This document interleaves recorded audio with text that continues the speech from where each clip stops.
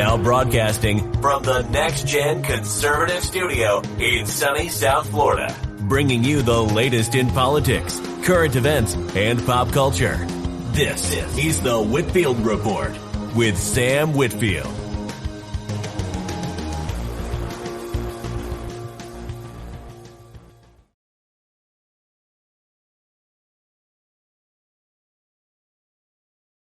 Well, good evening, ladies and gentlemen, and welcome to tonight's edition of the Whitfield Report. I am your host, Sam Whitfield, broadcasting live here from South Florida on this very solemn evening, perhaps one of the most important shows I do every year. But this year is especially important. Tonight, ladies and gentlemen, we honor the 20th anniversary of the September 11th attacks, and we honor those who lost their lives that day. And tonight, I want to not only share my experience with 9/11, because yes, even though I'm young, I was alive, and in many ways, even though I was young, 9/11 was the first event that I remember somewhat vividly, just because it was so extraordinary, not in a good way, but in your face, and it shaped more or less why I'm interested in politics in the way I am. And for those of you who are watching, the reason I am dressed up, I do like to wear a suit jacket and shirt on stream during the during like the fall and winter months. Usually I've been kind of casual the last year and a half on the show, but I do feel that even though I am in the studio and even though I'm in my home, I do feel that it is important to show reverence. So that is why I am dressed up. In a way, Bruce City, you are right. I am certainly remembering the passing of my fellow Americans. So I don't really know where to start this, other than to say, well, let me get this out of the way. I'm not going to go through all the contact info tonight as usual. You guys watching can see all of that on the screen down below. And those of you listening to this on the podcast, as always, all of the links will be available in the description. I'm also going to pause donations for tonight. You are welcome to donate, but I won't be playing them tonight just because I feel that this is not the appropriate day to take donations. Maybe I'll do a dono stream later in the week if I do get any, but just for tonight, I won't be. Apex will be joining us later on in the show, but he's been working hard at his IRL job the last few weeks, so that is why he has either not been on or he has come on later. I hope he'll be joining us around 11 o'clock. So for this first hour, I want to go over some things regarding 9/11, kind of my reflection on it. And then during the second hour, I do want to kind of open up. I'll hop in the Discord VC here and invite people in to join. The only thing I will say is, for those of you who aren't interested, I sent out a tweet earlier tonight,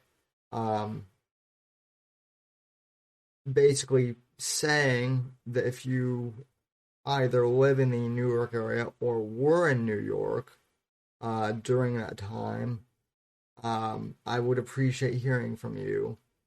So you can either at me on Twitter, at @somebody_NDC, or you can, if you're in Discord, just message me and say that you want on. I'll check that later on in the show, and we'll get you in the Discord so that you can share, what your experience with 9/11 is and what 9/11 means to you. And I'm also curious because I know we have a few audience members who actually weren't born yet when 9/11 happened.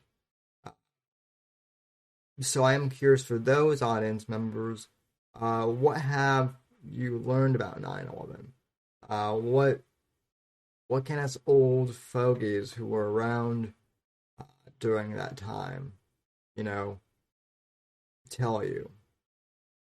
But all joking aside, we will have a memorial somewhat tonight, and we will commemorate, but we will try and remain somewhat positive. I won't be going into any of the 9/11 conspiracies on the channel, but I will be going into the politicization of of how 9/11 has been politicized, because that is unfortunate, and it has also happened from some of our leaders. But anyway, to start this off, I figured I would just play. I found a compilation of some of the footage from 9/11 with some of the phone calls. So, yeah, this is not easy stuff to watch, but I figure, it's always good to remember history, even though it's dark history at times. So, let me cue this up here. And, yeah.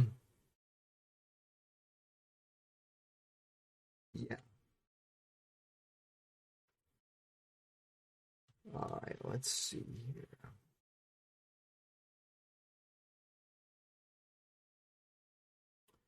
Alrighty.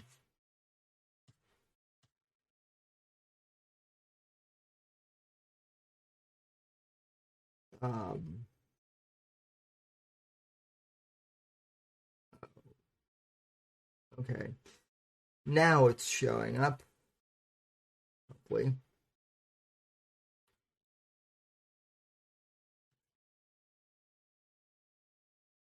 Alright.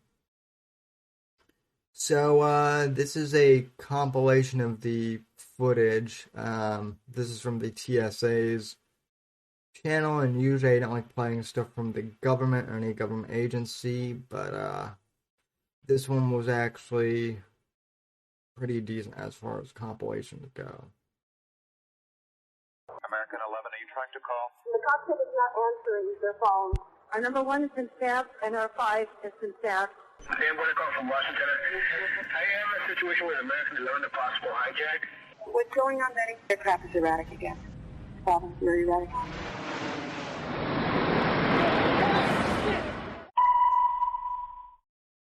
Betty, talk to me. Betty, are you there? Betty? Betty?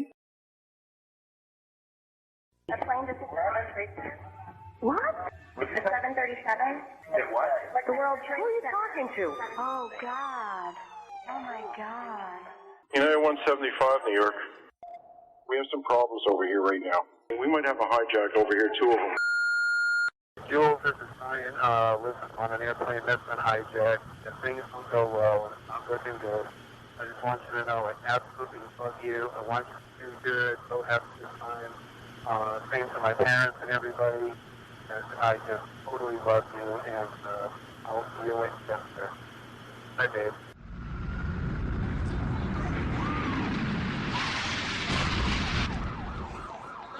What are those people going to do? All the elevators are blocked out. Oh my God. So both towers are now. Okay, I got an aircraft 6 miles east of the White House. Hello? Crystal City, just north of Crystal City. Just to the north of your town. Yeah, stop all departures. Pentagon just got hit. Don't say that. God damn, I can't even protect my NCA. United 93, that traffic for you is 1 o'clock, 12 miles eastbound 370. Negative contact, we're looking United 93. United 93, Cleveland, if you hear the center right then. I got that piece of dog. Keep remaining steady. You have the ball, boys.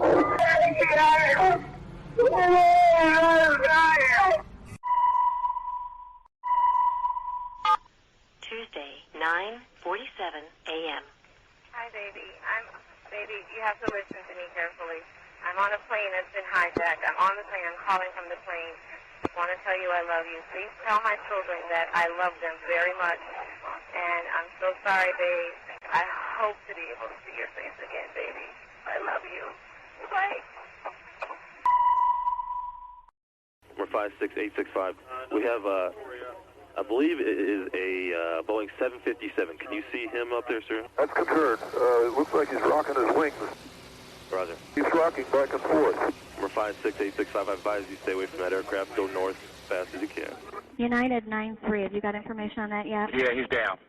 He's down? Yes. When did he land? He did not land. Oh, he's down? Yes, Down? somewhere up northeast of Camp David. Sean, it's me. I just want to let you know I love you, and I'm stuck in this building in New York. There's lots of smoke, and I just wanted you to know that I love you always. At number 2 World Trade Center, right. Ladies and students in the office, we're not ready to die, but it's getting bad. Oh, don't worry, Johnny. I will get to George W. Bush here later. Don't you worry. I'm on the 83rd floor. I'm gonna die, aren't I? No. I'm gonna die. Liv, say your prayers. God. We're gonna think positive because you gotta help each other get off the floor. I'm Now. dying.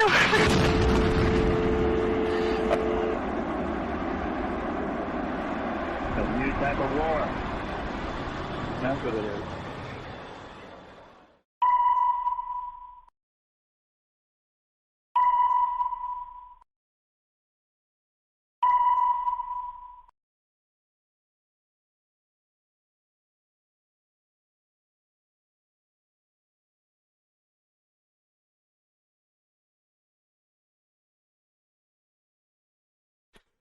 Alrighty, so that is a compilation of kind of the footage of what happened minute by minute.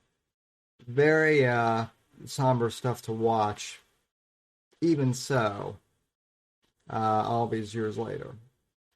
And yeah, Johnny, I do have criticism for Bush, and I will get to that in a bit. But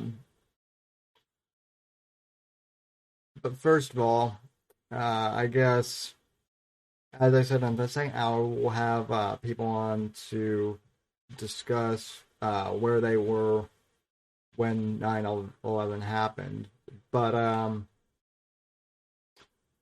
for those of you who may not know, I actually, my mom's side of the family is from Connecticut, so which is pretty close to New York.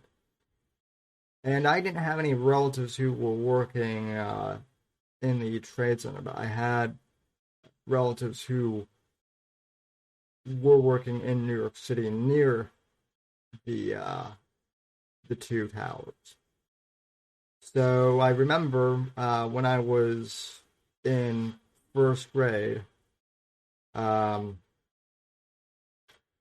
mother, who never turned on the TV in the morning, she just never did that when I was a kid. She got a phone call from a dear family friend who lived 2 blocks away from the World Trade Center, and he told her to go turn on the TV immediately, and she, got pissed off and told him, I'm getting Sam ready. I don't watch, TV in the morning. And she told him, he told her to just do it. So she grabbed me and grabbed my clothes and brought me out to the living room. And as I was getting dressed, I do remember the second plane hitting the second tower. And that was a pretty, powerful image for me to see. But even more than that, I do remember that they sent us to school, but then they dismissed us from school about like a couple hours later. The reason being is because I lived in Colorado at the time, and I would later find out years later that the reason why they dismissed us was because they were afraid of an attack happening at NORAD and the Colorado Air Force Academy. Not to mention the fact that a month after 9/11 occurred, my parents took me to New York City for the first time. I had wanted to go to New York City that year because, we had relatives there, and also, Marvel Comics was there, and from an early kid, I was a nerd, so I wanted to see that. So we weren't sure if the trip was going to happen because of the attacks, but we were like one of the first flights that were allowed back in to New York in October. And the city was very different. Now, of course, I didn't know this, but my mother, who, as I mentioned, grew up in Connecticut, she used to go into the city all the time when she was a teenager back in the 70s. So we're talking, this was when New York was still a dingy and dirty place, more or less a shithole for all intents and purposes. And New York used to be a tough place, and it wasn't like that after 9/11. And it weirded my mother out, which was weird for me to see her weirded out like that. That was unusual. The other thing I remember is the smell of gas and burning metal, which permeated throughout Manhattan.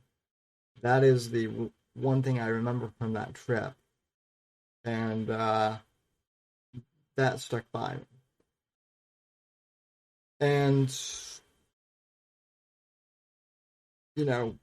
ever since 9/11 happened, that was again kind of my origins. I was always a curious kid, but I wanted to find out what the hell happened. And so that was kind of my foray into politics, as I got more interested in history, and then current events, and then, around the time I was in 8th grade, I started podcasting, and the rest is history, as they say. So that's kind of my experience, with 9/11, what all I can remember, of the actual day. Now, I will say, too, that the unfortunate thing is there are lots of things as a result of 9/11 that, have changed, and not for the better. First off, the fact that we went into a 20-year war on terror, which is still never ending, is sad to me. And the fact we have also lost so many civil liberties because of the Patriot Act, which was only supposed to be temporary, that keeps getting reinstated. And the TSA,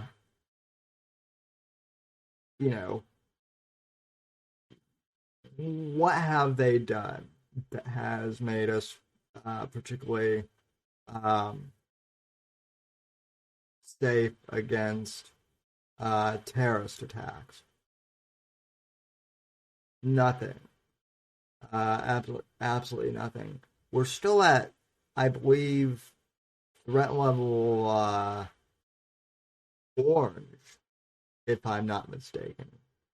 We're not at red, but we've never left like that danger after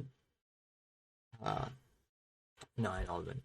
And believe me, it's only getting worse now with the with the unspecified virus of unknown origin, or the China virus. So the damage to civil liberties from our leaders as a result of 9/11 is pretty heinous in of itself. The fact that we went to war in Afghanistan and Iraq for 20 years. Let me just say this about the Afghan war and the war on terror in general. I do believe that at first it was justified for us to take action against Osama bin Laden, against Al Qaeda. I get that. At first, it may have been justified, but here's the thing. First off, our politicians refused to name the big problem in regards to 9/11, and that is radical Islamic terrorism. And the second part that they've only failed is just the next plan from the war, on terror in general. It's never ending. And it's a strategy that, again, is being used to just take more of our civil liberties away. And now, even politicians are calling Americans who disagree with the political regime terrorists, as Bush did today, I guess. I have not seen his full speech yet, but I do have that pulled up. So I want to go ahead and play that. I'm also aware that President Trump, number 45, spoke himself in Washington at the mall. I can't find any footage of that. I did find footage of him visiting the NYPD, so I'll play a little bit of that. But let's see what Bush has to say for himself. Number 43. Because my opinion on him has changed drastically over the years.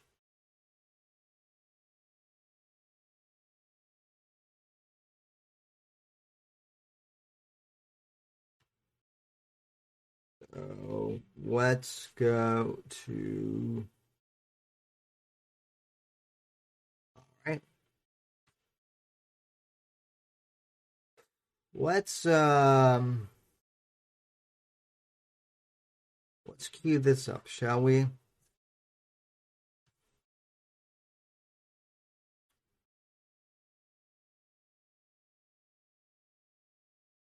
Here's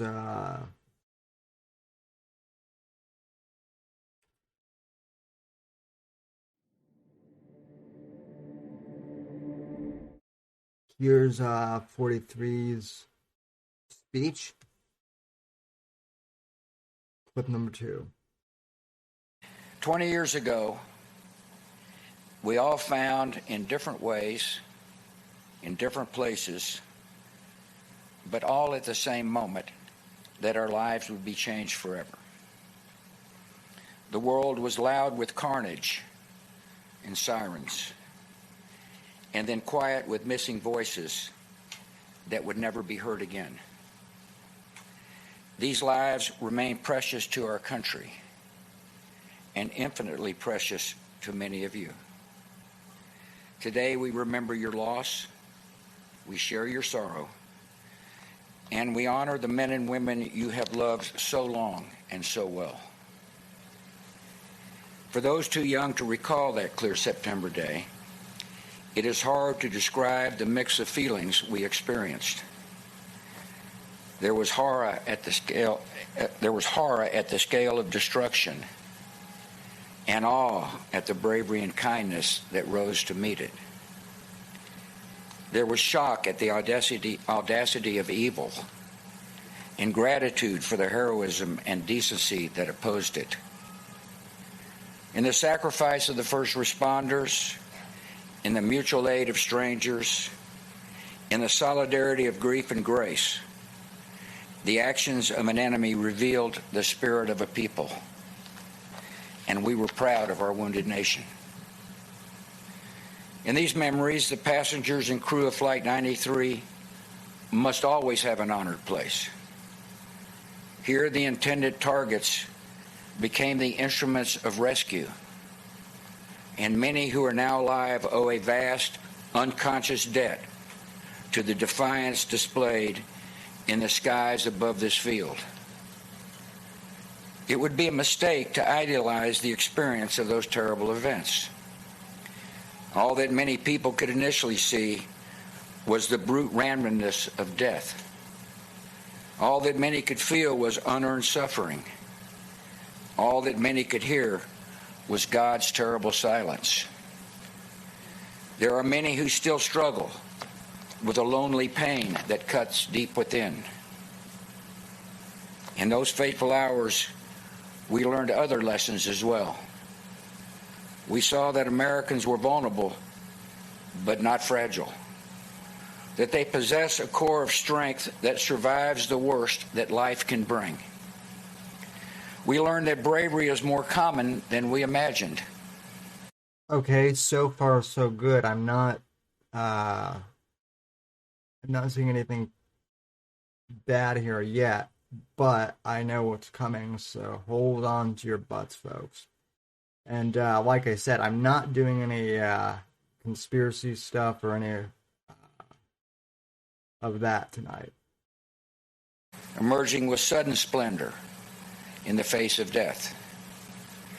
We vividly felt how every hour with our loved ones was a temporary and holy gift.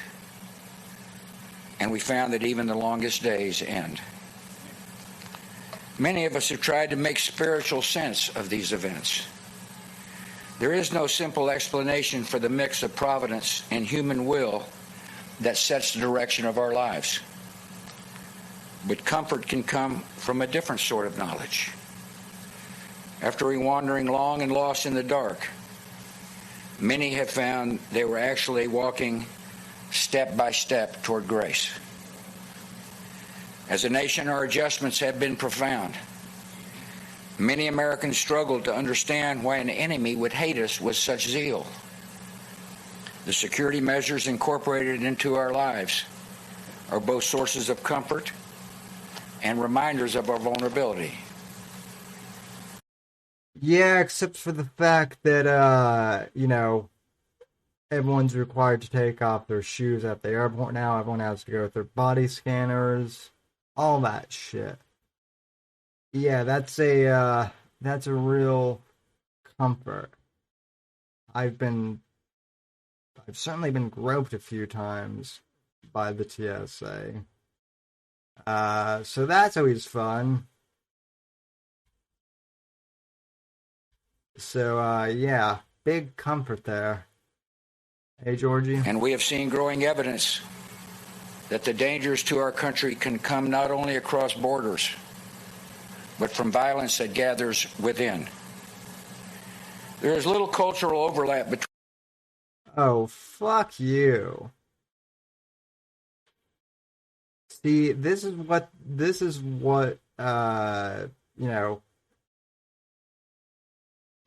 Bush and the establishment now are doing. I mean, that was clearly a nod to January 6th. And I'm seeing more and more tweets today from people comparing January 6th to 9/11. And we'll get to some of those here in a bit. But yeah, that was, he tried to slip it in, but we caught it. Violent extremists abroad and violent extremists at home. What, like Antifa? Is that what you're referencing? Because if that's the case, then I agree. But that's not the context that he seems to be speaking on here. But in their disdain for pluralism, in their disregard for human life, in their determination to defile national symbols, they are children of the same foul spirit, and it is our continuing duty to confront them. I agree. Antifa and Black Lives Matter need to be dealt with, swiftly. 11, millions of brave Americans stepped forward and volunteered to serve in the armed forces. The military measures taken over the last 20 years to pursue dangers at their source have led to debate. But one thing is certain. We owe an assurance to all who have fought our nation's most recent battles. Let me speak directly to veterans and people in uniform. The cause you pursued at the call of duty is the noblest America has to offer. You have shielded your fellow citizens from danger. You have defended the beliefs of your country and advanced the rights of the downtrodden. You have been the face of hope and mercy in dark places. You have been a force for good in the world. Nothing that has followed, nothing, can tarnish your honor or diminish your accomplishments. To you and to the honored dead, our country is forever grateful. Fix the VA system. The VA system too. I didn't want to go off on this rant, but the VA system after the Veterans Affairs system in the VA hospital was absolutely broken under Bush. and it's still not that great. It's improved somewhat, but there are a lot of Iraq and Afghanistan veterans who, when they came back, from the war, they the VA system was not equipped to deal with all the injured, and the bureaucracy just became a giant mess. And so before you send our boys off to war, you should have a pretty you should have a system that at least welcomes them back into the fold of society.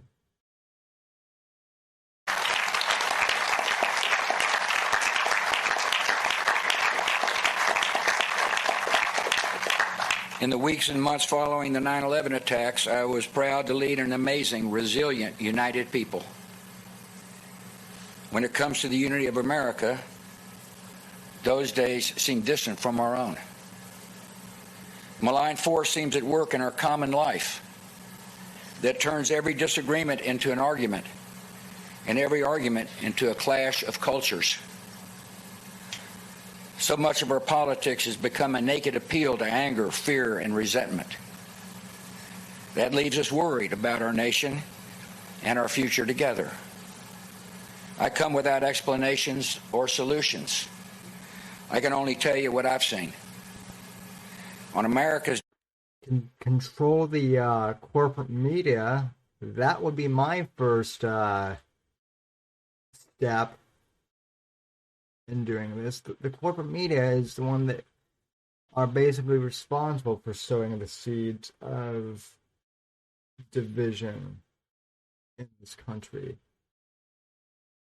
Because journalists aren't journalists anymore. Most of them are, they're establishment mouthpieces.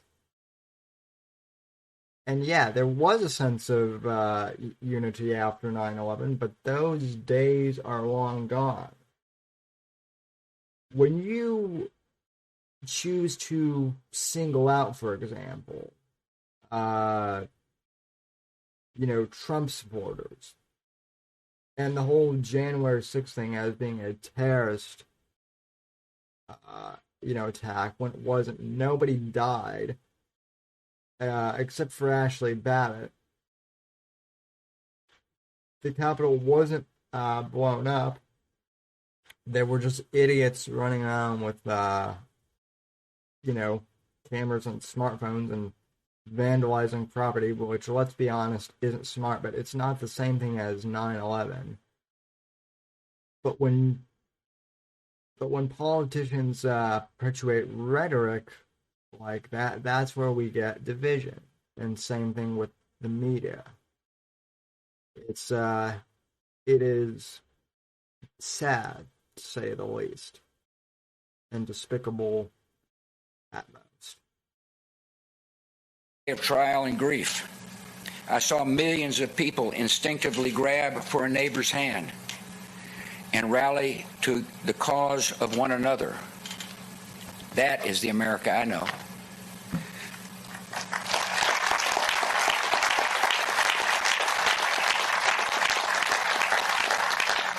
At a time when religious bigotry might have flowed freely, I saw Americans reject prejudice and embrace people of Muslim faith. That is the nation I know.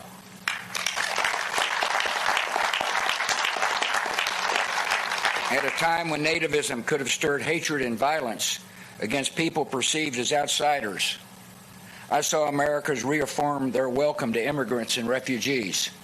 That is the nation I know.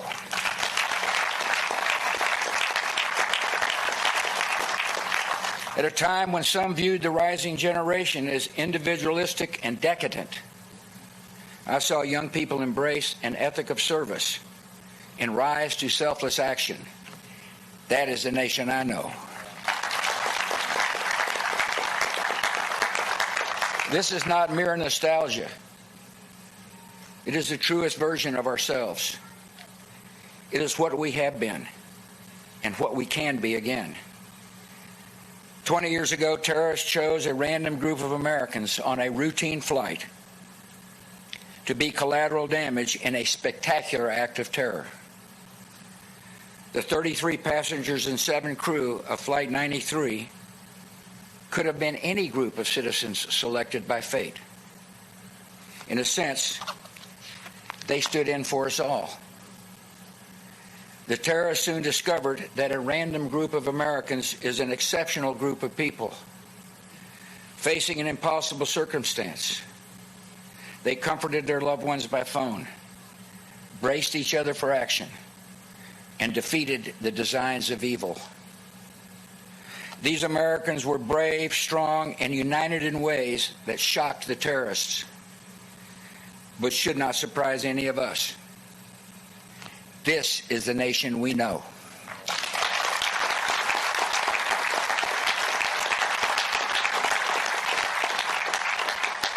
And whenever we need hope and inspiration, we can look to the skies and remember.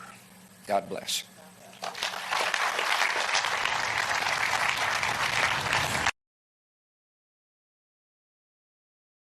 All right.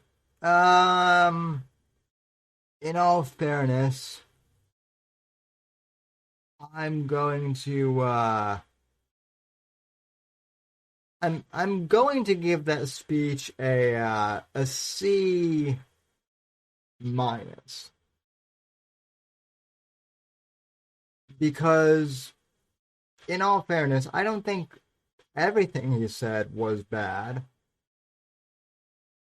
but I am extremely disappointed that Bush, and it was very subtle,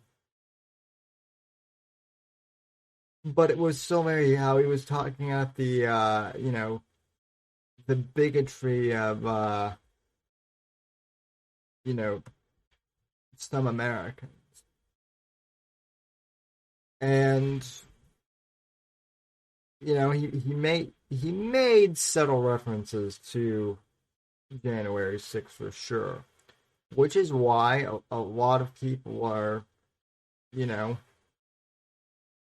again, F the Bushes has kind of become the mantra. And I used to be a Bush defender when the when the far lefts were calling him, war criminals and Nazis, and when Sean Penn was doing all that stuff. I defended the Bushes, but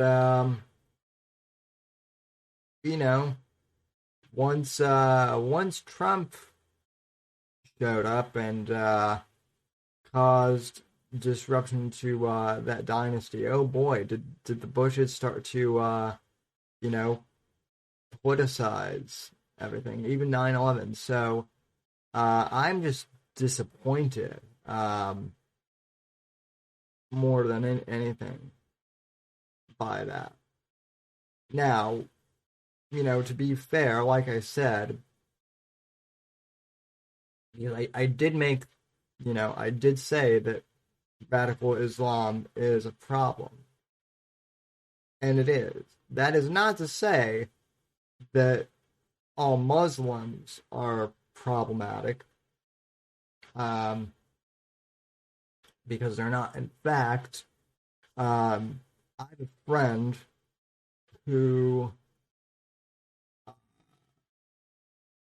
I can't confirm too many details yet, but I have a friend who has a friend who tried to leave the Islamic faith because his mosque wanted him to commit jihad in the U.S., and he wouldn't do it, so he got excommunicated, and then a fatwa was put on him. I can't give out much more information than that, but I am looking at getting that guest on the show. at some point later this year. But yeah, the division in this country, folks, now is it is sad, and even 9/11 has been politicized to a certain point here. Let me see if I can pull this up on screen. Hold on a sec here. Let me flip the view back to my camera here. And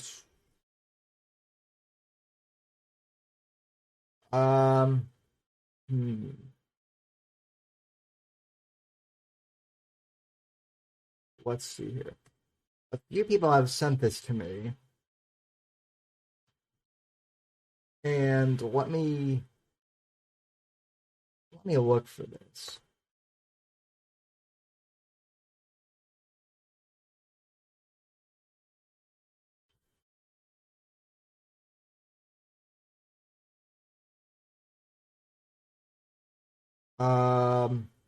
Okay. So I tweeted this out about an hour before the show. And Apex actually sent this to me as show prep. And Apex, I don't know if you're home yet or able to jump in the stream, but if you are, let me know. Let me just check real quick. Nope, no messages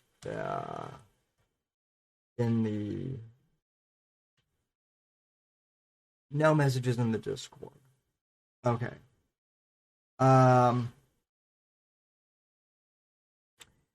Anyway, though, sadly, 9/11, as I said, has been politicized.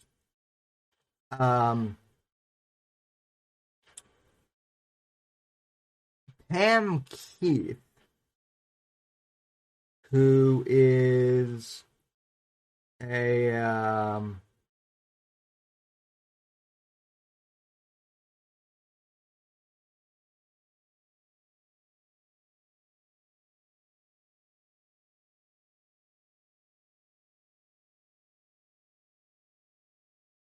no, Apex. I mean, I do have family.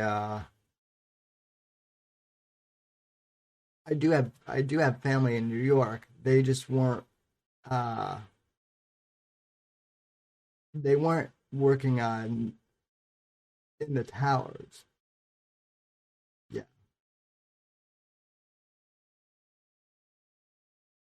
Let's see.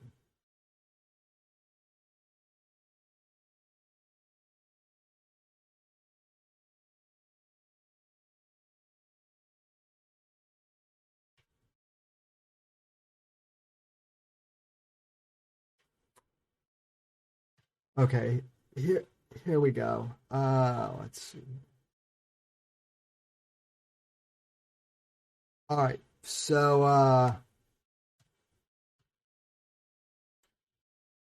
this representative Pam Keith tweeted out earlier last night on 1/6/2021, 9/11/2001 ceased being the worst thing that happened to America in my lifetime.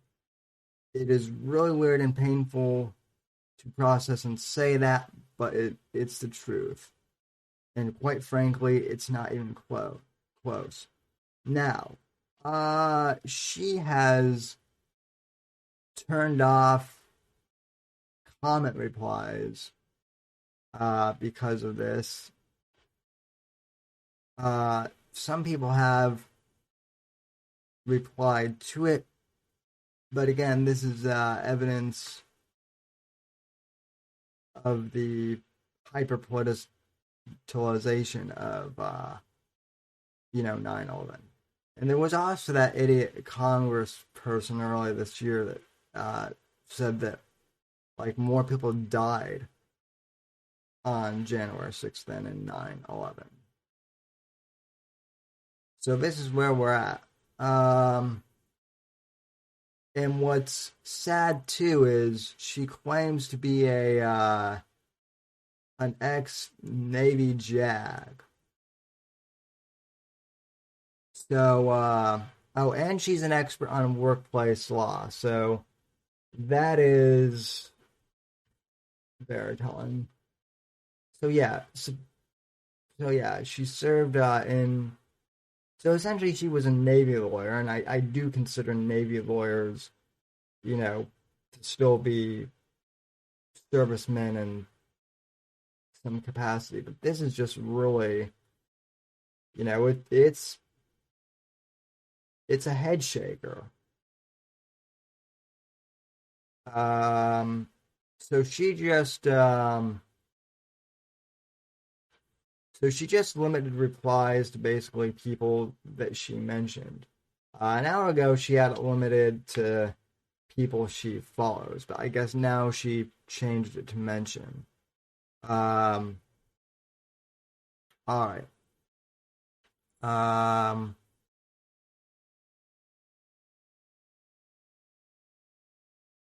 Yeah, earlier though, she was getting slammed earlier.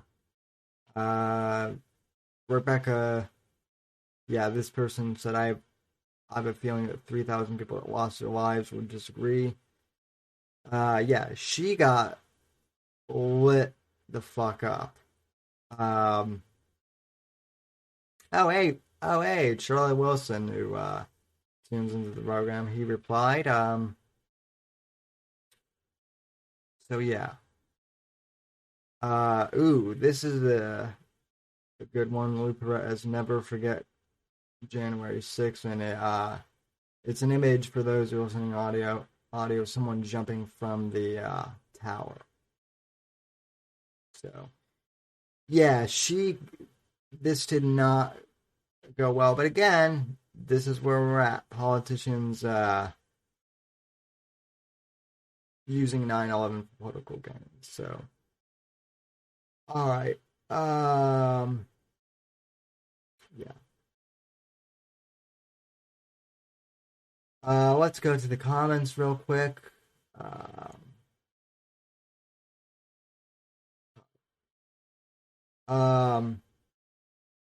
Johnny says college football stadium was chanting "fuck Joe Biden" today. Yeah, that happened. That's been happening a lot. That happened last weekend too. Then the Navy was.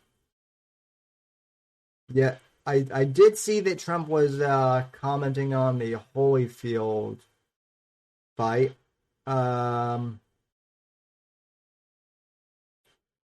The Navy was the first service that fucked on duty.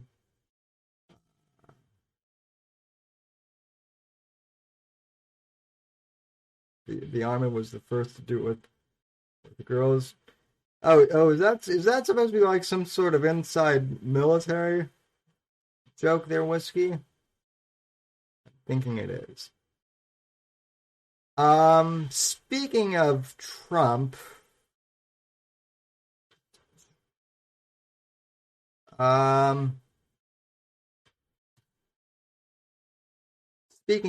he actually stopped by the New York Police Department this morning, and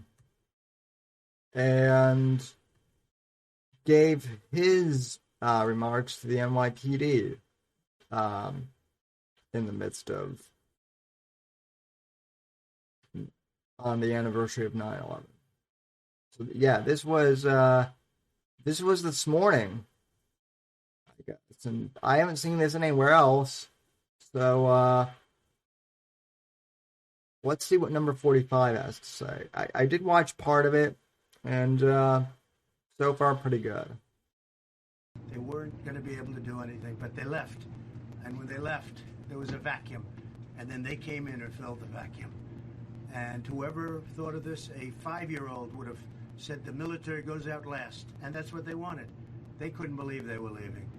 So it was gross incompetence, and I hate to talk about it on this day, but people are saying, why aren't they talking about what the hell we did? So I think you're going to be very happy. Mr. President? Yes, please. Right, yeah. How are you? It's a truly an honor to... Thank you. My honor. I speak on behalf Good-looking guy, huh? of, my family. I got a question for you. Yes. If, elected again, which, we strongly hope that, you are, would you strongly consider having days of recognition for the outstanding service of the men and women of police departments around the country? I would hope that I speak on behalf of, the departments in the entire country, if you would strongly consider having more recognition for the outstanding achievements and accomplishments of police officers. I think it's an incredible question, and you won't believe this. I've never been asked that question before, and it should be asked. It's the first time for everyone. This is the first time. And no, think of it. That's a great question. And yet I've answered every question from her and from him, from everybody. So I guess my question, not to really I like the idea. Yes. I think they deserve it. Remember, there's two types of considers in this world. There's consider and there's strongly consider. So I'm respectfully asking you to strongly consider that. You have a deal. And isn't it amazing that nobody's ever, when I say question, nobody's ever brought that up. And when I see what they do and things that take place, I was responsible for getting a lot of money, billions of dollars for the victims. You remember the signing I had with the police department, the fire department, and many others. That was on my watch. I saw they were talking about it today, but they had nothing to do with it. I had. Nobody mentioned it. I have to mention it myself, but Trump is being a troll. I think one or two of the people right from your precinct. And I love it. But we had a great ceremony in the Rose Garden, and it was a massive amount of money for the victims and the families of people that died in the World Trade Center. I mean, it's hard to believe, right? But they were trying to get that for a long time, long before I was there, and I got it. And today they were talking about it, and nobody mentioned my name, and that's okay, because that's the way it is. The other side was trying to take credit for it. They had nothing to do with it. So I think that's a really good point, and I like it. Okay? Thank you. Great question. Thank you. It's a rare question that I haven't heard before, and that's one that I should have been hearing a lot. Thank you so much. Great question. Yes, please. No question, Mr. President. Just want to say thank you for coming down here. We all appreciate it. Well, I appreciate it, too. I appreciate you. You don't get enough credit. And the crime in New York, and you look at these cities, Chicago. I had a very strong conversation with Abdul. It's Abdul Ghani Karaka from the Taliban. And I will tell you, we told him, and this is what you could do very easily in New York, we told him, if any American soldier, any American is killed, you're going to be hit harder than any country has ever been hit. And he understood that. We had a very good conversation. After that, it was a much easier conversation. And so we didn't lose one soldier in 18 months. And yet you look at these cities. So I am a bit amused here, folks. I will say, and apparently this is what Twitter was flipping out about earlier. They were saying that Trump ripped on Biden in his address, and I believe this is what they're talking about now. So yeah. By the way, like this ratio, 12,000 upvotes to 1,000 dislike votes. Basically the opposite on a Joe Biden speech. Just saying. And that's in Afghanistan. And yet you look at these cities where 88 people were shot in Chicago over a week. 88 people were shot. And many people died. And the same thing here. And if they'd let you do your job, you could do this job very quickly. You do it very quickly. If they let you do this job, if they said, okay, it's time, we can't have this. We lost no soldier in Afghanistan for 18 months. Think of that. Because of me. Because of what I said to them. They respected it. Nor would they have come in and do what they did. They wouldn't have even come close. And every time they did, we hit them with the planes. They didn't like our planes. Now they have our planes. How about that? Now they have the planes that we were using to hit them. Why the hell didn't we fly them out? Would have send 200 pilots, fly them all out. It's a horrible thing that took place. A horrible, horrible thing. It's an embarrassment. And the likes of which our country has never been embarrassed before. We've never had anything like this happen. It looked like we retreated. It looked like we gave up. Like they used the word surrender. And we didn't surrender. Our people didn't surrender, and our soldiers sure as hell didn't surrender. And you never surrendered. You could straighten out this city. If you had the proper leadership, you could straighten out this city in 1 week. And the incredible thing about you know who the bad guys are. Because you see them, and you get taunted by them. I know what happens. They taunt you, and you're not allowed to do anything. You have to sit back and take it. Now, in the old days, when I was growing up in Brooklyn and Queens, they didn't have to take that. They were tough guys, but no tougher than you. Wait, Evil Eric, Vern Troyer is still alive? You know who the bad ones are. And you could stop it so fast if they'd let you, but they don't want to do that. And so you have these crime statistics that are crazy. I mean, the only one they go after is Republicans or me. They go after me. Prosecutors go after me. Did he do a deal 20 years ago? It's a disgrace. But if you murder somebody, no problem. And then the no cash bail has to be killing you guys. Where you have the no cash bail, it's a disaster. If they would let you do your job with guys like this, if they would let you do your job, you would have it cleaned up. And don't nod, because if you do nod, you'll get in trouble, okay? I want you to so just stand and just be perfect. Don't nod. But if they let you do your job, you wouldn't have crime in New York. You wouldn't have crime in New York. So I just want to thank you very much. You are incredible people. I want to thank you for that endorsement. That endorsement meant so much. Now, in all fairness, I don't think any police department anywhere endorsed the other guy. I think I get 90. I must have gotten close to 100% of the vote. I think close to 100%. There are a couple of strays everywhere. We're trying to figure out who they are, right? But we got the military. We did great with the military. We did incredible with police and fire. So I just want to thank you all. Yes, please. One more question, Mr. President. If you decide not to run for president, if you decide not to, would you consider running for mayor of New York City? Well, that's an interesting question. I would love that. I tell you, we could straighten it. I'd say, fellas, good luck. Go to town. They'd be announcing in 1 week, there's no crime in this. There's no crime. What the hell happened? I said, that was the easiest job I've ever... Seriously, that would be such an easy job. But I appreciate that question. That's cool. If I give you even a positive... And by the way, I think he's being a bit sarcastic there because, running New York City, especially now, is, it's not easy. It is a massive, metropolis. I've been there 6 times. I haven't been there since the lockdown, obviously, but yeah. If you can run New York City successfully, you kind of can run the country, I guess. So he's not completely joking that it would be easy compared to, running the country. But, yeah. Like jokingly, they'll say, Trump's running for mayor. Now, if they let you do your job, we're going to be very proud again, but it's very embarrassing for our city. It's hurting our city very badly. They talk about it all over the world, the crime.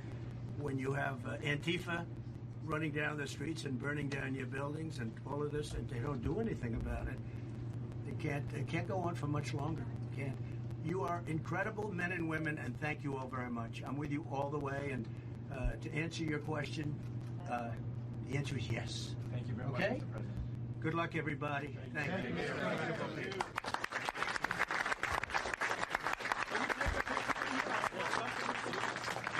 I'm not going to catch anything from you. Come on, we're not catching anything. We do, I'll come back and blame you.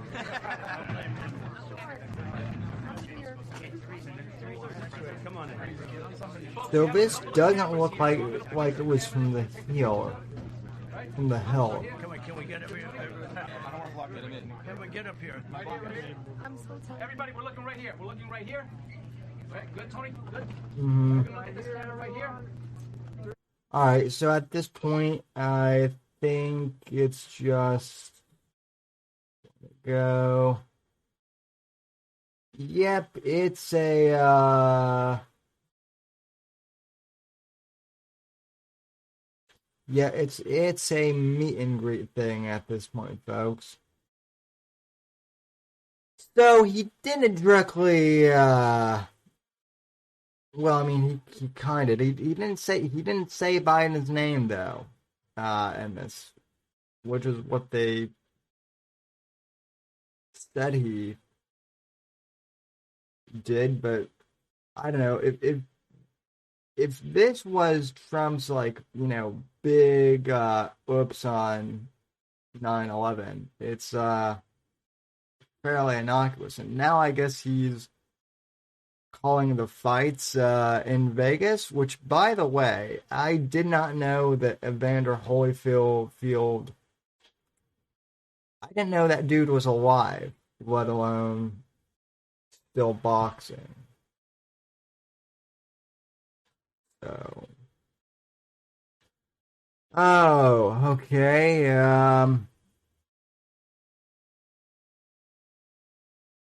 So let's see here. Anything from the chat? Let's check in. Oh, Sunny is here. And so is Sunny's in chat. So good evening, Sunny. And Evil Eric, like I said, he said Vern Troyer is still alive. I didn't know that Vern Troyer was still alive. But like I just said a minute ago, I did not know that Evander Holyfield was alive either. But as I mentioned before, folks, I would like to hear from people, and I'll just open it up in general, I guess. But for those of you in the Discord, let me jump into on air real quick. I would like to hear from you guys where you were on 9/11 and what the events of the day mean to you. And if you're not in the Discord, I guess send me a tweet or a message in Discord, just directly DMing me so that I can send you an invite. So I don't want to post the link just in chat, just because it makes it a little harder to moderate the Discord. But anyway, so if you guys are wanting to chat with me, I'm all for it. And I also fixed the Discord audio, so hopefully we won't have any instances of ear rape like last time. Then again, I don't know how. I don't know if Apex will have his mic levels fixed, so who knows? Brew City might get another Sam jump scare tonight, but at least I have the sound effects turned on, so I will at least know when people enter in to the Discord. So good times. Let's see here.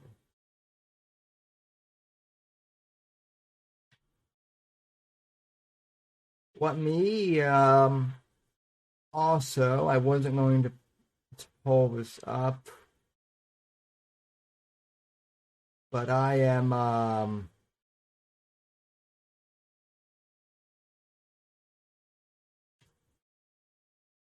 I wasn't going to pull this up, but now I think if there's a way I can do this without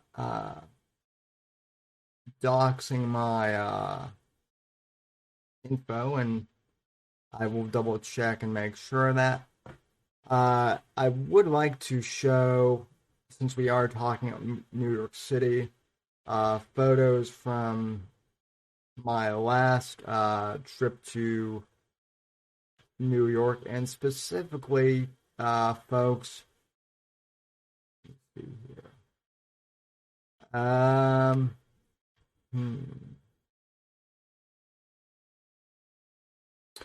All right, let me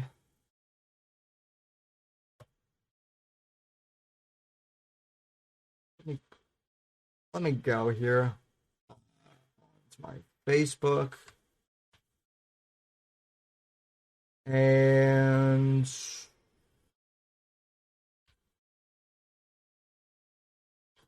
okay, that'll do, I guess.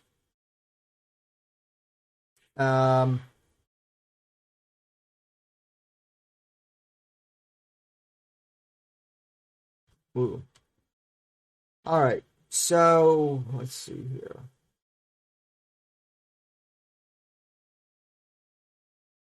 Hang on, folks. We're kind of improvising things here. Let's see.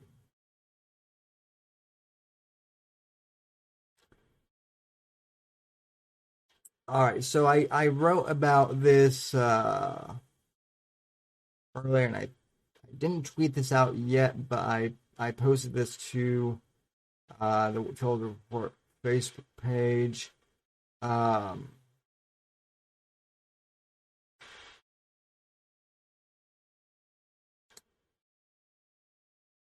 right. So this is a picture of the 9/11 memorial, which was still under construction when I was there the last time in 2016.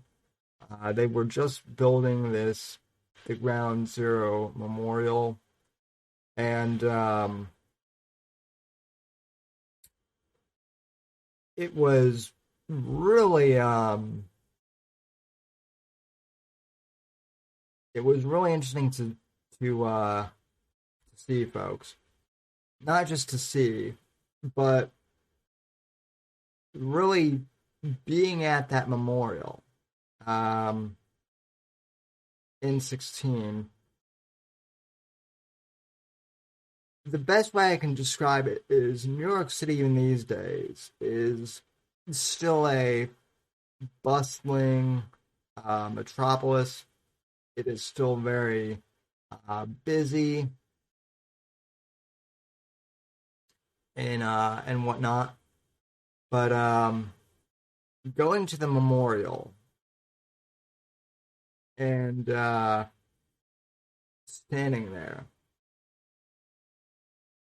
there's a certain feeling, kind of hard to describe, but there is a solemn feeling. I wouldn't really say a sadness, although I suppose for some there is that air of sadness there. But there's a feeling of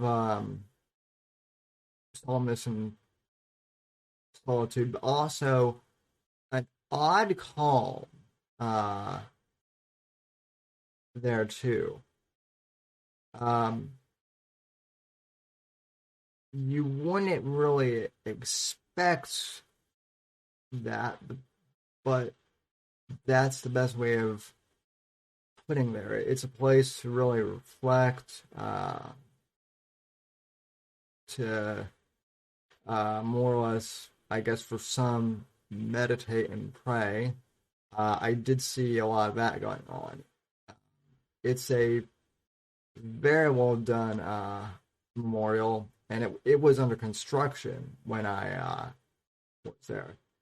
But I always post this, ladies and gentlemen, because a lot of people on social media tend to post, footage of or images of the buildings coming down and exploding, and I think this is a good representation of yeah, 9/11 is still tragic and whatnot, but even with all that tragedy, this this place of remembrance is what came out. This sacred spot came out of that tragedy. So I really do encourage you guys to visit the memorial if you can. If you haven't already, it really is worth going to, and it's also, I believe it's free to get into. So it's worth checking out. Also, the new World Trade Center, if you guys see, and I thought I had pictures of that. Let me check and see if I do. Again, gotta switch the views here because I'm going into my personal album.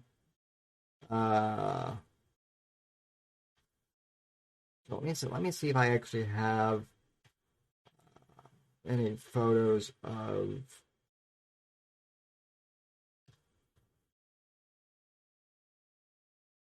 the World Trade Center.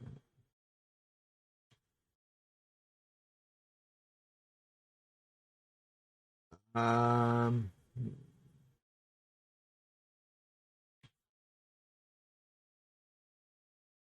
all right.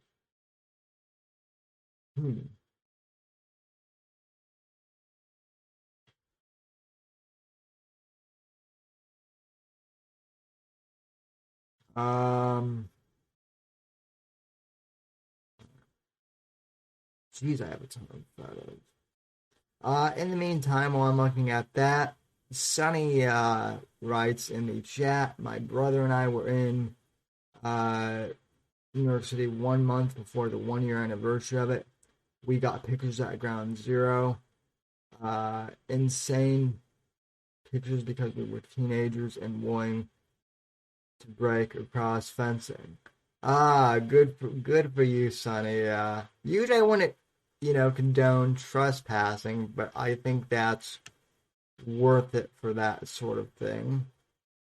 So yeah.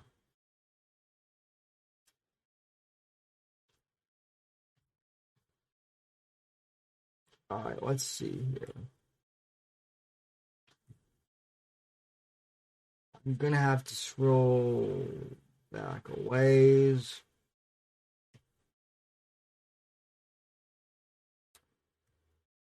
And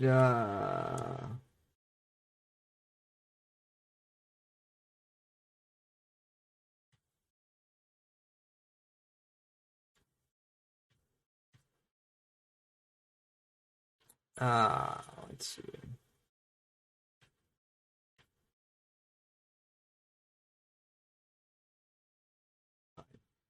I thought I had it. But apparently I don't.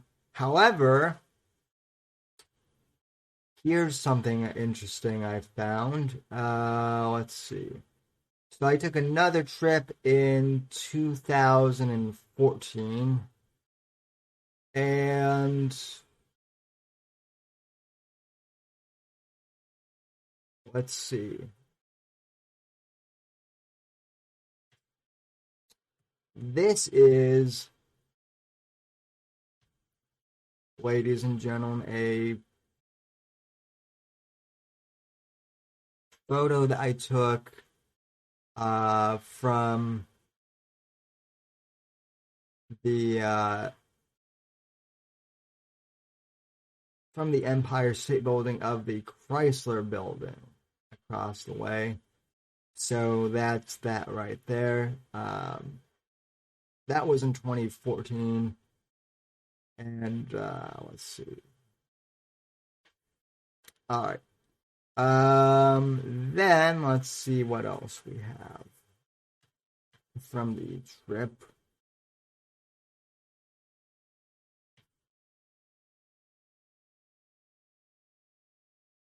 Okay. Okay.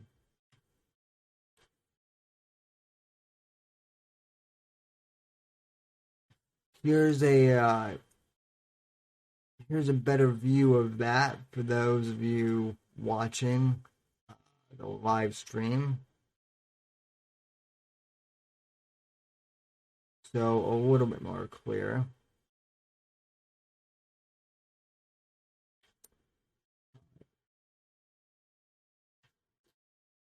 And then this is one I really want to show you because this is meme worthy Sam material here.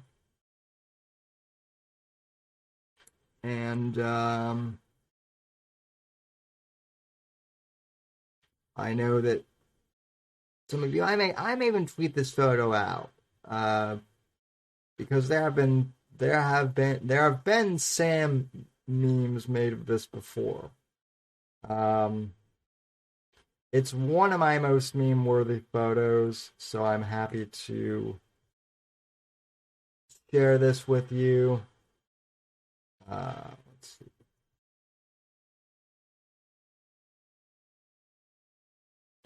All right, so here is a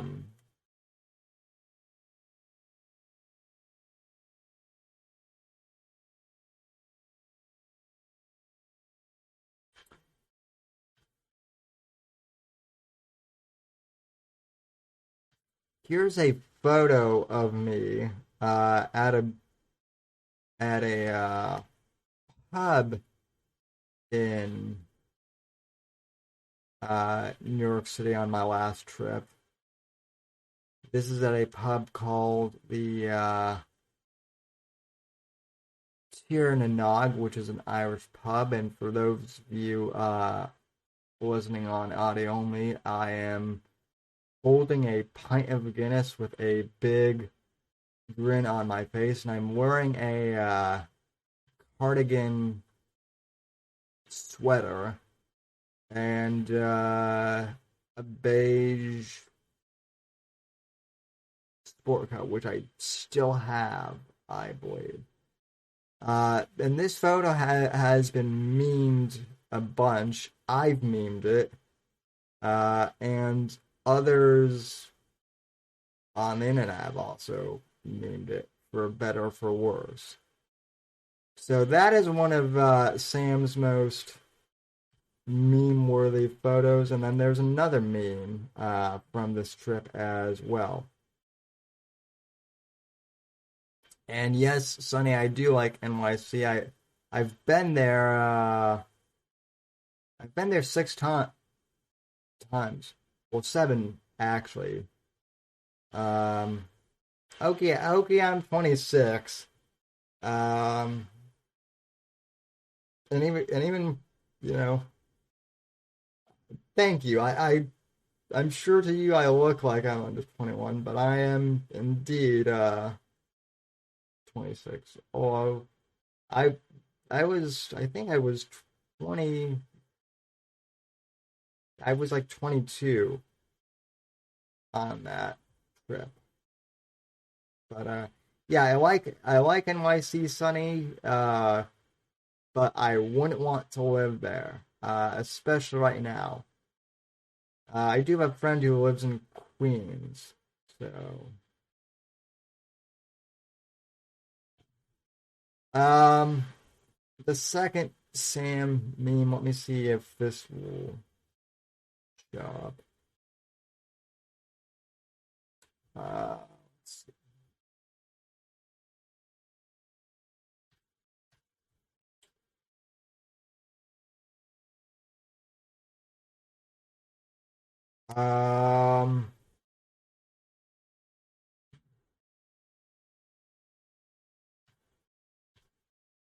So this is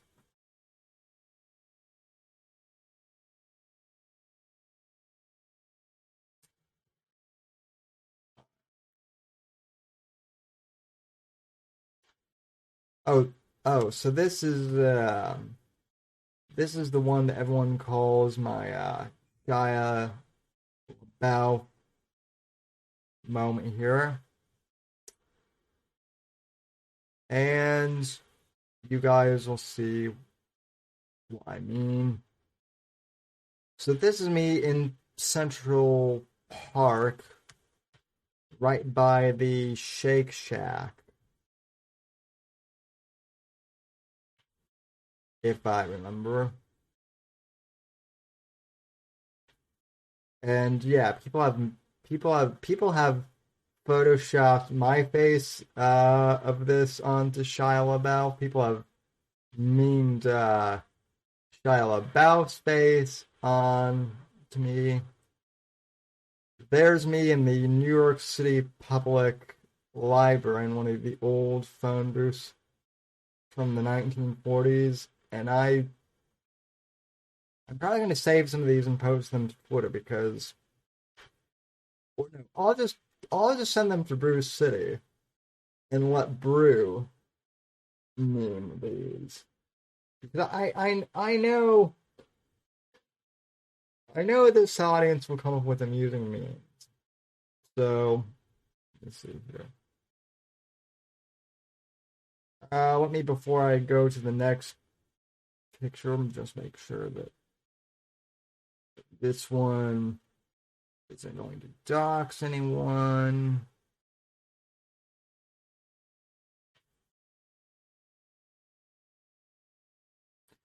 Sorry, I keep switching views so often. Facebook. That's just what you gotta do.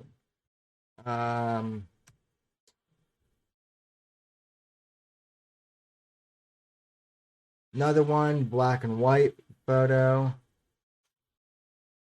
Nigga, I don't see a wheelchair. Are you standing up? No, Whiskey, I'm don't tell anyone. I'm sitting on a bench there. So yeah, there's the film noir version, which is pretty cool. All right. Let's see. What else do we have?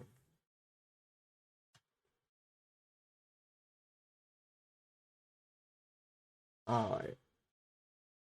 Okay, so this is the Central Park Shake Shack. The original that that's in Central Park. This one, for whatever reason, should have been uploaded like right next to the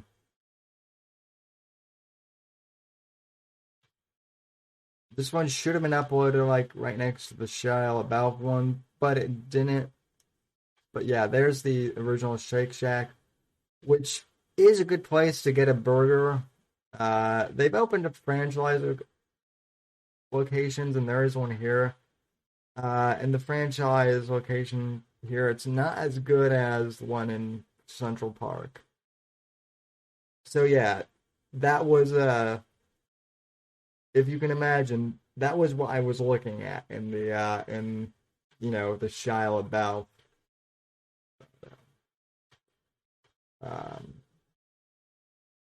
So yeah. All right. People.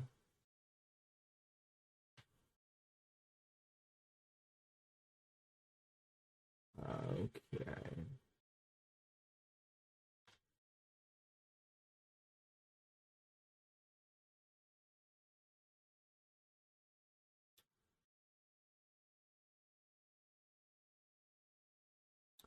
Uh,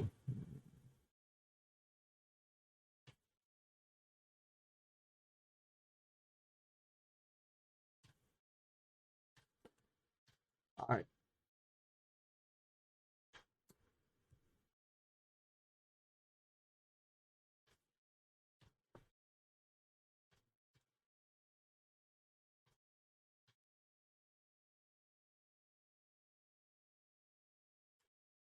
All right, there. Yeah, I thought I got a Discord message, but it wasn't that. It was another notification. Alright. So I think that is about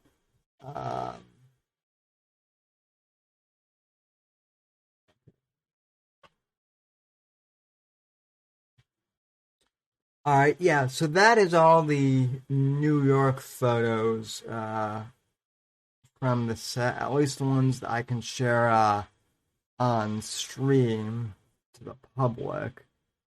That is, the other ones have family members that I don't want to dox. So, yeah. Anyway, folks, no one's called in, and it is close to 11:40, so I don't think that there's anything else. In terms of 9/11, I think we've covered everything that there is to cover. Obviously, a very solemn day.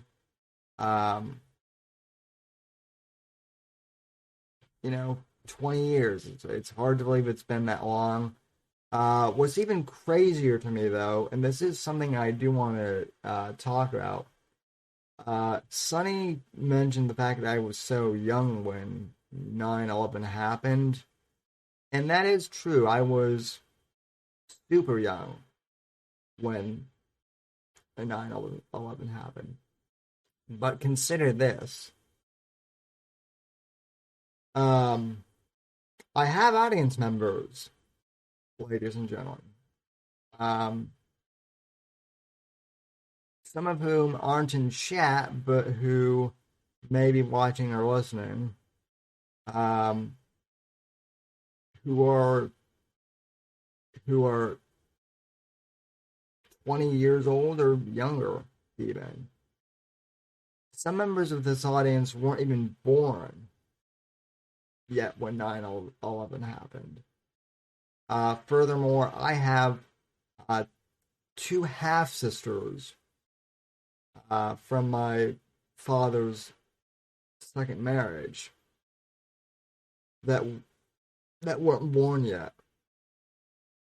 I mean, they weren't born until recently. And it is a little weird to me, I must say, when I meet folks that are younger than I am, and they're being taught about 9/11 in history class. And that's a little weird to me because obviously 9/11 is a historical event, right? But it's not a historical event in the way those of us who lived through it think about historical events, if that makes sense. Like, I've always tended to think of historical events as something that you read about, like, in a history book. But to me, 9/11, well, historical was something I lived through, partially, and, the aftermath of it.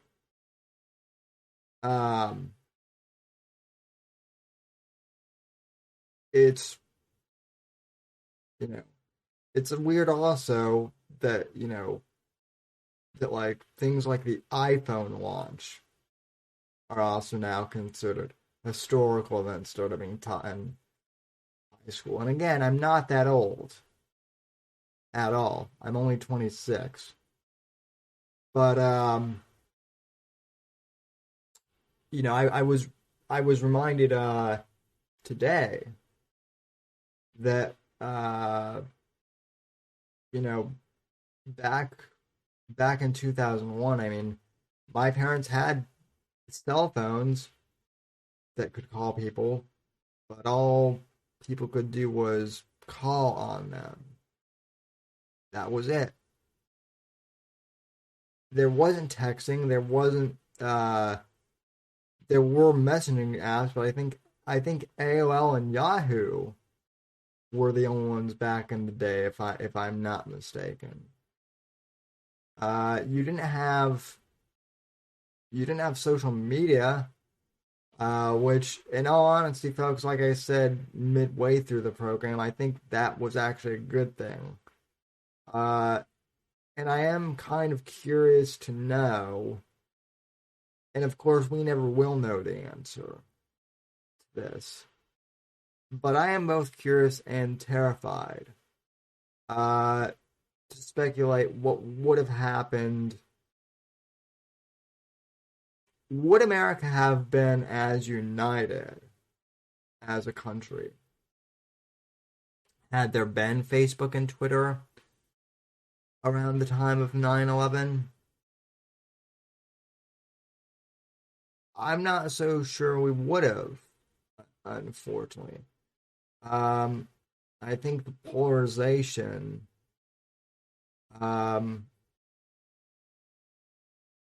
it might not have been as bad then, but again, this is just something we will never know for sure.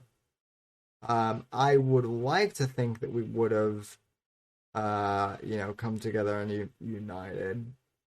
But I think social media and just the kind of the nature of it would have prevented, kind of the unity we had after 9/11. Let's see. Okay, let's see. Someone popped into the voice chat. So, Cat Boy, how are you? Doing fine. How about yourself? I'm doing okay. Considering. So. Yeah. Figured I'd just pop out and check up, see what's going on.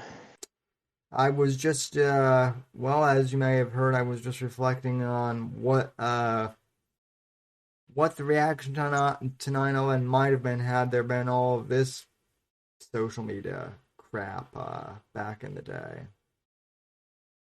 Oh, back in the day? Yeah, 9/11. Yeah, I mean, it's still, it's still unbelievable what happened on the day John Ritter died. I mean, people to this day mourn the death of John Ritter when he died on 9/11/03. Oh, we're talking about that 9/11, right? We're talking we're talking at 9/11/01, but I mean, in all seriousness, there was 9/11/01, but then as you reminded me last week, there was also the Benghazi attacks, which no one wants. Yeah. No one wants to talk about that anymore. Yeah, and that pisses me off. I mean, Benghazi is just as important on 9/11 as is not the 01, Can't forget about those 4 guys that have died because, the people that actually had those guys killed are still walking about, I'm not talking about the terrorists out in Libya. I'm talking about the people we have in this nation. Oh, yeah. I got my first YouTube channel banned for talking bad about Hillary Rodham Clinton back in the day. So yeah, they the word seller and Benghazi do not go well together. Now now you can kind of get away with saying it, but back then they did not want people talking at Hillary and Benghazi or Obama and Benghazi. Yeah. Well, speaking of Benghazi, can we all agree that the movie 13 Hours is what killed her chance of being president? Well, I mean, I'd say it's one of the contributing factors. I mean, I would say, I would say it is because that movie kind of red-pilled a lot of people on what kind of president Hillary would have been. Sure, I guess you could make that argument. I would agree that was part of it, but I mean, Hillary has just always been unlikable bitch though too. Like, oh my God, so true. so I mean, like I said, you know, honestly, I think if Hillary hadn't run in 16, I don't think Trump would have won.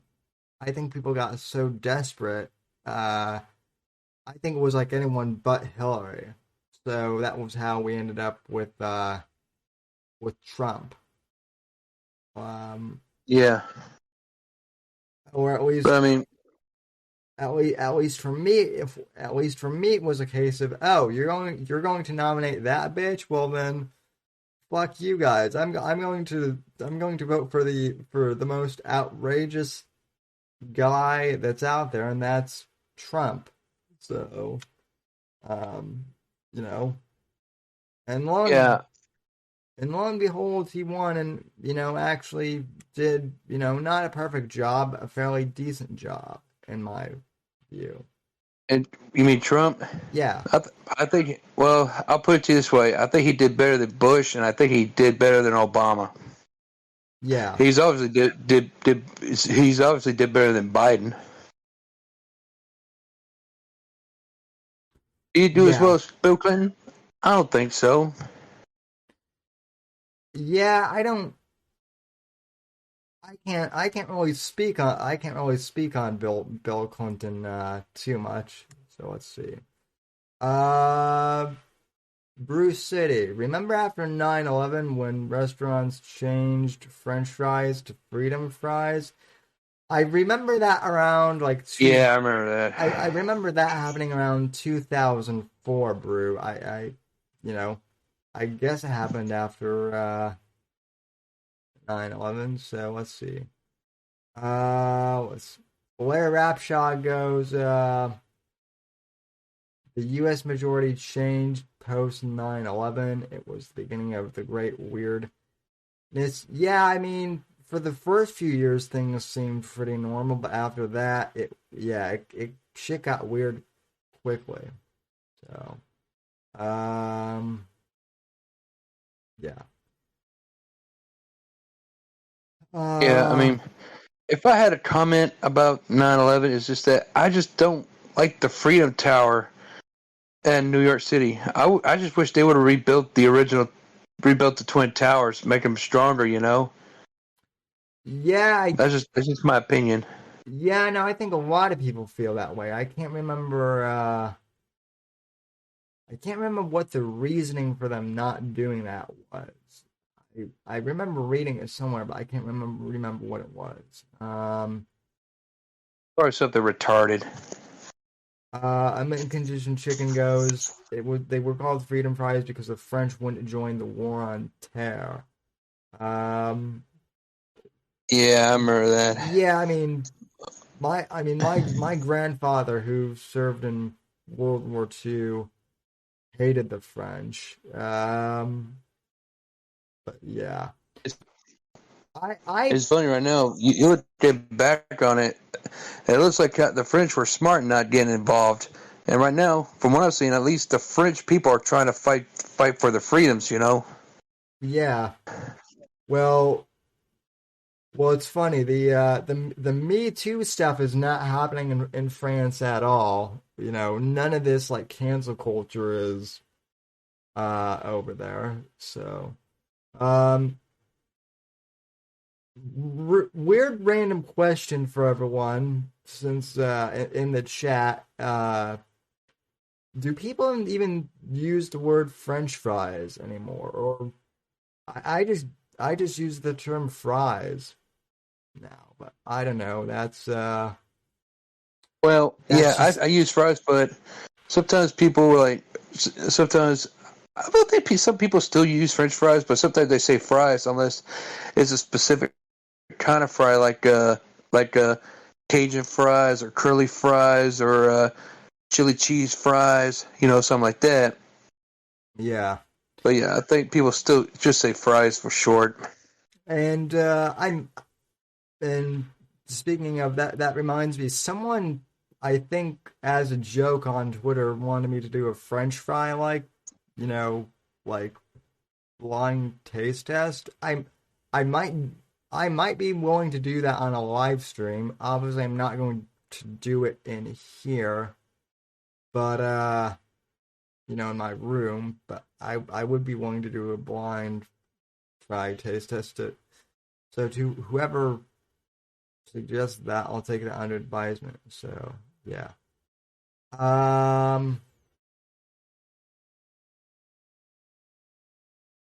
Oh yeah, Brew. They did cancel Pepe Le Pew. I'm remembering that now. So, they also tried canceling Pepe the Frog, which wasn't French, but still. Let's see. Blair Rapshaw says sometimes I say fish and chips. Yeah, well, that's what you're supposed to say when you're having fish and chips, though. Um, so, all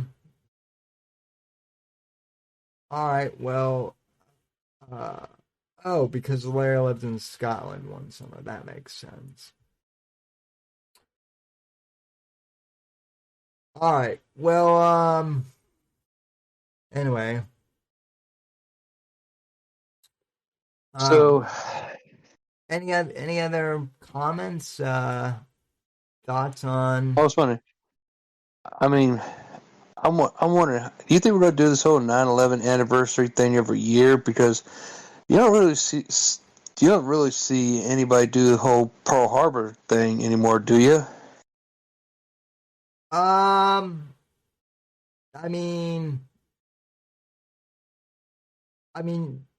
you do somewhat, but that is kind of an interesting point you bring up too, because like the Greatest Generation, that generation unfortunately has, they've kind of passed away. So I guess maybe that fades away with, like, generations. That is interesting to kind of consider, though. Yeah, I could see this going on for maybe 10 years before they just kind of, I don't know. I mean, they'll probably still do it, but it won't be on a big scale. They'll just mention it for like a minute on the news and just move on to another story. Well, the one thing that is really kind of honestly weird and creepy is I did see footage today, of people at the memorial service in New York City, and they were all wearing masks. It was black masks. Yeah, I saw a video of Biden. Them that all of them were getting booed. I was trying to find video footage of that of them getting booed before the show, but for some reason I couldn't find on YouTube. So, yeah. Yeah, I mean, there's a lot to talk about on September 11th. I mean, I just hope that if there's another terrorist attack that happens on our nation, instead of the people falling for the tricks, going, oh no, it's a terrorist attack, we gotta get revenge. I think people are going to look at it and go, nope, this is CIA. This is a CIA bullshit. It's all Mossad. This is all CIA. I think people are getting really, people are up in arms over the vax thing, as I discussed yesterday. So, yeah, I'd like to think that people are, waking up to this, but then again, half the population is awake to a lot of this stuff, and then the other half is perfectly content to just go on with whatever. So, yeah, I mean, if another terrorist attack, I'd like to think that. I think there are some people who are more red pilled about, what that 9/11 was an inside job, and people, if the next attack happens, going, man, no, we don't believe it's in the media. It's terrorists from the Middle East, like Iran. They attacked America. Like, bullshit. This is CIA. I don't think people are going to fall for it a second time. You know. Yeah, I've. And you're not going to get a lot of people signing up for the military because hell, I'm reading that not only that people are quitting the military, leaving the military, but they're having a hell of a hard time recruiting people. I think the military's done. You know. Well, unless the only thing that could change that if they bring back the draft in, if they try to bring back the draft, everyone's going to go. It's you're just going to revolt on that. Well, a lot of that has to do with the vax now. Now, as far as 9/11 being an inside job, I don't believe that 9/11 was an inside job, partially because I don't think that George W. Bush could keep a secret that long. I think now what I do think happened was I think they got intel of something happening beforehand, but everyone in the government was so incompetent, as bureaucracies often are, that it failed to get across the food, up the proper food chain. So that's kind of my story, and I mean, that's what happens a lot with. Let me your opinion. Yeah, that's what happens a lot with IRS type of instances. So, oh hey, other Jeremy is in the chat. Hello, so welcome. So yeah, that's my whole spiel on the 20th anniversary of 9/11. So, yeah. And if there's one thing to talk about from like 9/11 is that it pretty much kind of confirms at this point that Pat Tillman left the NFL, joined the military, and got murdered for nothing. And I hate to say that though, but it looks like to be the truth. I bet you right now there's no family in America that is hurting from how the withdrawal of Afghanistan went than the Tillmans. Well, not just the. They're going. Did Pat die for this bullshit? Yeah, and they're already blackpilled about what happened to their son and how the military lied to him, how he died, and all that. Yeah, well, I mean, everyone's kind of, like I mean, I've been doing Biden reaction videos for the last few weeks, and it's crazy. People are they're pissed with how Biden handled things with the whole withdrawal and whatnot. And I don't think any of our troops died in vain per se, but I know a lot of vets who are still alive who are questioning, what did I go over there for? And yeah. I think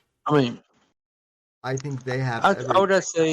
I'll say about the whole was it for nothing question over. Is it? Let's wait 5 to 10 years to answer that question. Yeah. Because I know that in Afghanistan there are some people trying to resist the Taliban.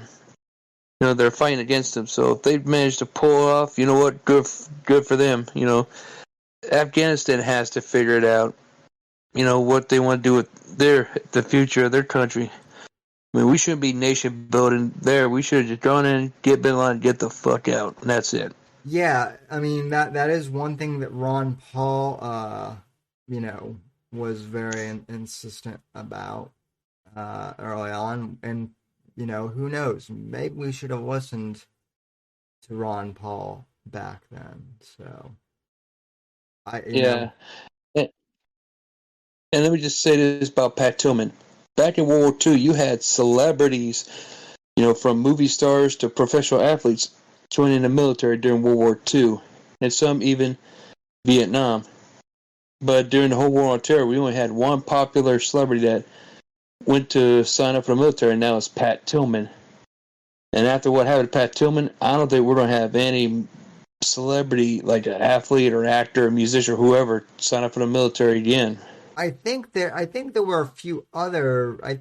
If I remember correctly, there's a baseball player that. There are a few baseball players that went into the service, but I'm not good. I'm not as well versed with athletic names, so I'm not sure about that. So. Yeah, but I mean, I know that I know of one movie star that went to fight in Afghanistan, and it was that kid who played Little Forrest Gump in the movie Forrest Gump. He played young Forrest. Yeah, he signed up for the army, fought in Afghanistan, and that's pretty much the only movie star that I know of who went into Afghanistan. There might be others, I don't know, but yeah, well, you know, Hollywood doesn't, you know, they like to play action heroes, but when it comes to actually picking up guns, they're, you know, they like to talk. Yeah, they like to pretend. So just like our politicians, bureaucrats in DC, they like to pretend to be leaders, but they don't want to lead. They don't do it. They just want to get the benefits and not doing any of the fucking work. Exactly. So. Anyway, though, I think I am going to wrap up the show here soon. So, any final thoughts? Yes. I wish to say, you know, next year will be the 10th anniversary of the Benghazi attacks. So, but for right now, I want to say rest in peace to Ambassador Christopher Stevens, Sean Smith, and former Navy SEALs Glenn Dougherty and Tyrone Woods. Indeed. And I also would like to remind everybody, in 2 months from now, we are going to have an episode of the Whitfield Report on the 10th anniversary of Patrice O'Neal's passing. That is true. So yeah, So put down on your calendars, children. It's been 10 years since Patrice has gone. Yep. It's been nearly 10 years since he died, and coming up in March, we're going to have an Andrew Breitbart 10th anniversary special too. Yeah, that'll be. I actually have maybe a few guests that might be coming on for that as well. So, yeah, thanks for reminding me of all of that. But you're very much welcome. Anyway, Cake Boy, thanks for calling in, and appreciate it. No problem. You're very much welcome. Have a good evening, sir. And let's see. All right, so that will do it for the show. So, ladies and gentlemen, I want to thank you so much for tuning in tonight and checking out the stream. I want to thank each and every one of you for tuning in. God bless you. God save this great nation. God, freedom, legacy in that order, and I will talk at you down the road. Later, Gators.